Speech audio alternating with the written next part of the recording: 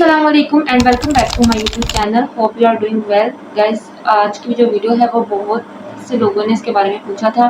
बहुत से लोगों की डिमांड थी कि ये वाली वीडियो बनाई जाए कि एमएलटी और एमआईटी में क्या डिफरेंसेस है, ऐसा करिए हमें क्या चूज़ करना चाहिए, लड़कियों के लिए क्या बेस्ट है और लड़कों के लिए क्या बेस्ट है। तो आज हम डिटेल में एमएलटी और एमआईटी के डिफरेंसेस को क्लियर करेंगे और मैं आपको ये भी बताऊंगी कि एज अ करियर कौन सी फील्ड लड़कों और लड़कियों के लिए बेस्ट है।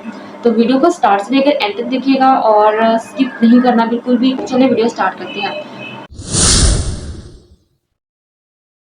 सबसे पहले हम बात करेंगे एमएलटी के बारे में। MLT stands for medical laboratory technology and on the other side अगर हम बात करते हैं एमआईटी की तो MIT stands for medical imaging technology.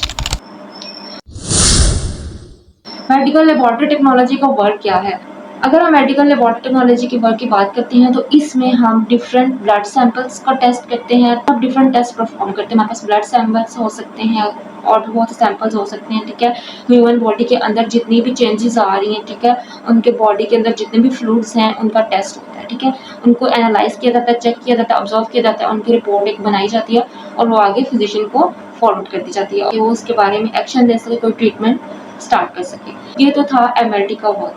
अब हम एमआईटी की बात करते हैं तो एमआईटी में हम मेडिकल इमेजिंग टेक्नोलॉजी से रिलेटेड काम करते हैं। इमेजिंग टेक्नोलॉजी से आपको अंदाजा हो गया होगा कि हम एक्सरेज की बात कर रहे हैं, एमआरआईज की बात कर रहे हैं, सिटी स्कैन्स की बात कर रहे हैं, ठीक है। हमारी बॉडी के अंदर अगर कोई हमारी बोन फ्रैक्चर हो जाती है या कोई और रीजन हो जाता है, ठीक है, ब्रेन में कोई प्रॉब्लम आ जाता है, हमारी बॉडी के कोई भी स्केलेटन प्रॉब्लम हो जाता है या कोई इंटरनल प्रॉब्लम हो जाता है जिसे हम बाहर से नहीं देख सकते, तो उसके लिए हम एक्सरेज करवाते हैं, एमआरआईज करवाते हैं, सिटी स्कैन्स करवाते हैं। तो वो सारे प्रोसेस जो है वो एक इमेजिंग टेक्नोलॉजिस्ट ही परफॉर्म करता है।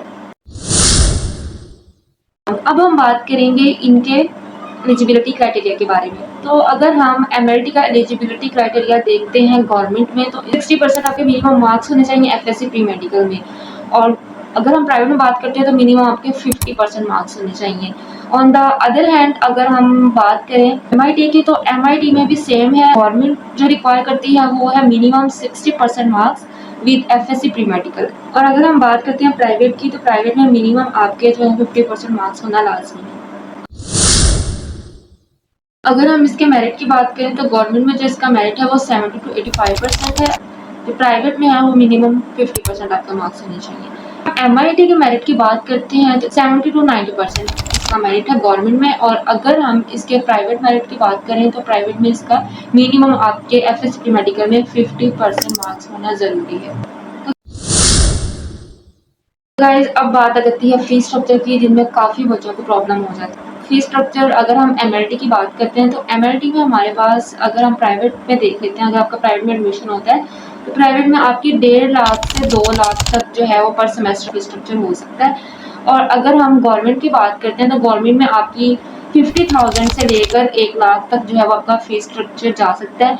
ये डिपेंड करता है यूनिवर्सिटी टू यूनिवर्सिटी, यूनिवर्सिटी किस एरिया में है, किस कैटेगरी में है, किस रैंक में है, तो फीस स्ट्रक्चर उसके हिसाब से होता है। अगर आप बहुत हाई स्टैंडर्ड यूनिवर्सिटी में एडमिशन ले रहे हैं ना तो आपकी फीस स्ट्रक्चर भी उस हिसाब से ही होगा। ऑन द अदर साइड अगर हम बात करें एमआईटी की तो उसका जो फीस स्ट्रक्चर है वो गवर्नमेंट में अगर हम देखते हैं तो वो 60,000 स्टार्ट है और इसके अलावा वो 1.5 लाख तक जा सकता है पर सेमेस्टर के हिसाब से। और अगर हम एमआईटी की ही बात प्राइवेट में कर लेते हैं तो प्राइवेट में ये 1.5 लाख से 3 लाख के दरमियान इसका एक जो है सेमेस्टर का फीस स्ट्रक्चर हो सकता है। तो मैंने आपको पहले भी बता दिया कि यूनिवर्सिटी टू यूनिवर्सिटी डिपेंड करता है। अगर यूनिवर्सिटी बहुत हाई स्टैंडर्ड यूनिवर्सिटी में आप एडमिशन ले रहे हैं तो फीस स्ट्रक्चर उसके हिसाब से होगा, चाहे वो गवर्नमेंट यूनिवर्सिटी है या प्राइवेट यूनिवर्सिटी है। अब हम बात करते हैं इसका टाइम ड्यूरेशन की। तो एमएलटी का टाइम ड्यूरेशन 4 ईयर है और इसमें 8 सेमेस्टर्स होते हैं, ठीक है, और 6 महीने का एक सेमेस्टर होता है। तो on the other side same यही क्राइटेरिया है, इसका भी टाइम ड्यूरेशन 4 ईयर्स है एंड 8 सेमेस्टर होते हैं इसमें भी, और हर 6 महीने का एक सेमेस्टर होता है, ठीक है। टाइम ड्यूरेशन दोनों का सेम है। बात करेंगे मोस्ट इम्पोर्टेंट पॉइंट के बारे में कि आफ्टर दिस हमारा सैलरी पैकेज जो है वो क्या होगा। सैलरी पैकेज दोनों का बिल्कुल सेम है। एमएलटी और एमआईटी की बात करें तो इन दोनों का salary package after degree initial BSP के मुताबिक आपको गवर्नमेंट में 17 स्केल की जॉब मिलती है, ठीक है, जिसकी सैलरी जो होती है वो हमारे पास 40,000 से लेकर 90,000 तक जा सकती है। इंक्रीज होती है आपकी पोस्ट के हिसाब से, ठीक है, आपकी पोस्ट भी इंक्रीज होती है आपकी स्किल्स के हिसाब से, आपके पास क्या स्किल्स हैं, क्या एक्सपीरियंस है, क्या टिप्स हैं, क्या ट्रिक्स हैं, किस बेस पे आप आगे जा सकते हैं, ठीक है। आपका काम जितना अच्छा होगा, आपका एक्सपीरियंस होगा, आपके पास आपकी स्किल्स अच्छी होंगी, तो जो आपका स्केल है वो ऊपर जा सकता है। जैसे आपका स्केल ऊपर जाएगा, आपकी जो है वो सैलरी भी इंक्रीज हो जाएगी। जो इनकी सैलरी प्राइवेट में है उसकी अगर हम बात करें तो 30,000 टू 50,000 के करीब है। अगर आप सीनियर स्केल पे पहुंच जाते हैं तो आपकी जो सैलरी है वो 1 लाख से अबव भी हो सकती है, ठीक है। तो ये सब कुछ बेस करता है आपकी स्किल्स पर और आपके एक्सपीरियंसेस पर। अब हम बात करते हैं जॉब्स के बारे में, ठीक है। आफ्टर डिग्री आपको जॉब्स कहाँ किस जगह और कैसे मिल सकती है। आप गवर्नमेंट और प्राइवेट हॉस्पिटल्स की जो लेबोरेटरीज होती है वहाँ पर आप एज अ लेबोरेटरी टेक्नोलॉजिस्ट जो है वो आप जॉब कर सकते हैं। उसके बाद आप ब्लड बैंक में भी जॉब कर सकते हैं, आप फार्मास्यूटिकल कंपनीज में जॉब कर सकते हैं, आप फोरेंसिक लेबोरेटरीज में एज अ क्रिमिनल इन्वेस्टिगेशन जो है वो जॉब कर सकते हैं। इसके अलावा आप किसी यूनिवर्सिटी में या किसी मेडिकल कॉलेज में एज अ लेक्चरर भी जॉब कर सकते हैं। बहुत सी प्राइवेट लेबोरेटरीज होती हैं जैसे कि आवाफान है, चुगताई लैब है, शौकत खानम है। इन लेबोरेटरीज में एज अ लेबोरेटरी टेक्नोलॉजिस्ट भी आप जॉब कर सकते हैं। आप माइक्रोबायोलॉजी एंड पैथोलॉजी लैब में काम कर सकते हैं। आप health care management and hospital administration में वर्क कर सकते हैं। इसके अलावा इसकी फॉरेन कंट्रीज में बहुत सी डिमांड है, जैसे कि UK, USA and gulf countries में एमएलटी की बहुत डिमांड है, ठीक है। आप वहाँ पर भी जॉब कर सकते हैं।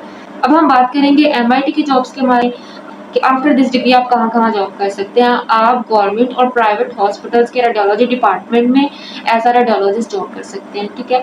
उसके अलावा आप प्राइवेट लेबोरेटरीज हैं, प्राइवेट डायग्नोस्टिक सेंटर्स हैं जहाँ पर आप एक्सरेज, एमआरआई, सिटी स्कैन के लिए जॉब कर सकते हैं। Research and nuclear medicine department में जॉब कर सकते हैं। इसके अलावा आप इमेजिंग एंड डायग्नोस्टिक लैब्स में जॉब कर सकते हैं। ये चंद एक मैंने आपको बताई है, इसके अलावा बहुत सी ऐसी जगह हैं जहाँ पर आप आफ्टर दिस डिग्री जॉब्स कर सकते हैं। आप कार्डियोलॉजी सेंटर्स में ईसीजी के लिए और अदर सर्विसेज के लिए जॉब कर सकते हैं। उसके अलावा आप हॉस्पिटल एडमिनिस्ट्रेशन में, हेल्थ केयर मैनेजमेंट में भी जॉब कर सकते हैं। इसके अलावा फॉरेन कंट्रीज जैसा कि यूएसए, यूके और गल्फ कंट्रीज में इसकी बहुत सी डिमांड है, वहाँ भी जॉब कर सकते हैं। अब हम बात करते हैं यूनिवर्सिटीज़ के बारे में कि यूनिवर्सिटी एमआईटी के लिए कौन सी यूनिवर्सिटीज़ हैं और एमआईटी के लिए कौन सी यूनिवर्सिटीज़ हैं। तो जो यूनिवर्सिटीज़ हैं वो मैंने सारी एमएलटी की वीडियो अपलोड की हुई है, उसमें डिस्कस की है, एंड एमआईटी की वीडियो अपलोड की हुई है, उसमें डिस्कस की हुई है, ठीक है। इन दोनों वीडियोस में मैंने एमएलटी और एमआईटी की डिटेल डिस्कशन की है और यूनिवर्सिटीज़ के बारे में बताया है कि प्राइवेट में कौन कौन सी यूनिवर्सिटीज़ हैं और गवर्नमेंट में कौन कौन सी यूनिवर्सिटीज़ हैं। कि इन वीडियो का लिंक मैं डिस्क्रिप्शन बॉक्स में दे दूँगी, आप वहाँ से जाके देख सकते हैं। अब हम लास्ट में बात करेंगे मोस्ट इम्पोर्टेंट क्वेश्चन की, कि जो लोग बार बार मुझसे पूछते हैं कि हम लड़कियां हैं या हम लड़के हैं तो हमें क्या चूज़ करना चाहिए, लड़कियों के लिए कौन सी फील्ड बेस्ट है और लड़कों के लिए कौन सी फील्ड बेस्ट है। लोग इसमें बहुत जो है ना वो कंफ्यूज होते हैं, बट वो शुड चूज़ एमआईटी और एमआईटी। तो आज मैं आपको लोग की कंफ्यूजन दूर कर देती हूँ कि लड़कियों के लिए कौन सी बेस्ट है और लड़कों के लिए कौन सी बेस्ट है। अगर मैं एमएलटी की बात करूँ ना, तो एमएलटी मुझे लगता है, मेरा पर्सनल एक्सपीरियंस है कि जो एमएलटी है वो लड़कों के लिए बेस्ट है, क्योंकि एमएलटी की जो डिमांड है वो ज़्यादातर लड़कों के लिए है। लड़कियां हैं वो एमएलटी में कम ही रिकमेंड की जाती हैं। ऑन द अदर साइड अगर हम एमआईटी की बात करते हैं तो जितनी भी लड़कियां हैं मैं उनको प्रेफर करूँगी कि वो एमआईटी करें, क्योंकि फॉरेन कंट्रीज़ में लड़कियों की एमआईटी के लिए बहुत डिमांड है। ठीक है, पाकिस्तान की बात कर लेते हैं तो मैंने बहुत सी जगह हैं जहाँ से देखी, बहुत सी लेबॉर्ट्रीज़ हैं, बहुत से डायग्नोस्टिक सेंटर्स हैं जहाँ पे मैंने देखा है कि एमएलटी के लिए लड़कों को चूज़ किया जाता है। ज़्यादातर जॉब्स जो हैं वो एमएलटी में लड़कों को ही रिकमेंड की जाती हैं, लड़कियों को कम की जाती हैं। लड़कियों की ज़्यादातर जॉब्स एमआईटी में मैंने देखी हैं, क्योंकि बहुत से ऐसी चीज़ें भी होती हैं जो सिर्फ लड़कियों के लिए होती हैं, और वहाँ पर जैसे गायनी, उसके लिए एक हमें फीमेल की ज़रूरत होती है, ठीक है। अगर हमको अल्ट्रासाउंड करवाना है या हमें कोई अपना सिटी स्कैन वगैरह करवाना है या हमें अपना ईसीजी करवाना है तो फीमेल को ही रिकमेंड करेगी, ठीक है। तो एमआईटी इस लिहाज से लड़कियों के लिए बेस्ट है, क्योंकि इस बहुत सी ऐसी फील्ड्स हैं आगे जाके जिनमें वो स्पेशलाइजेशन कर सकती हैं और जो फ्यूचर है वो बहुत अच्छे से ब्राइट कर सकती हैं। तो ज़्यादातर लड़कों के लिए एमएलटी और लड़कियों के लिए एमआईटी को ही रिकमेंड किया जाता है। तो गाइस ये थी आज की हमारी वीडियो, जिसमें मैंने आपको डिटेल डिस्कशन की एमएलटी और एमआईटी के बारे में बताया, ठीक है। फीस स्ट्रक्चर दोनों का डिफरेंट है, बाकी एलिजिबिलिटी क्राइटेरिया भी सेम है और उसके अलावा सैलरी पैकेज भी सेम है। मेरिट और फीस स्ट्रक्चर में दोनों का थोड़ा सा डिफरेंस आ जाता है। यूनिवर्सिटीज़ भी तकरीबन सेम ही है। यूनिवर्सिटीज़ की आप मेरी ये वाली वीडियो से हमको वॉच करिएगा और वहाँ से आप सबको यूनिवर्सिटीज़ के बारे में पता चल जाएगा। उम्मीद करती हूँ आपका कोई क्वेश्चन नहीं रह गया होगा, मैंने हर चीज़ को जो है वो डिटेल में डिस्कस किया। लेकिन इसके अलावा फिर भी अगर आपको कोई क्वेश्चन हो, कोई कन्फ्यूजन हो, तो आप कमेंट सेक्शन में मुझसे पूछ सकते हैं, आपकी हर कन्फ्यूजन क्लियर कर दूँगी। वीडियो अच्छी लगी तो इसे लाइक करें एंड अपने फ्रेंड्स के साथ भी शेयर कर दें और चैनल को भी सब्सक्राइब कर दें and do follow me on Instagram.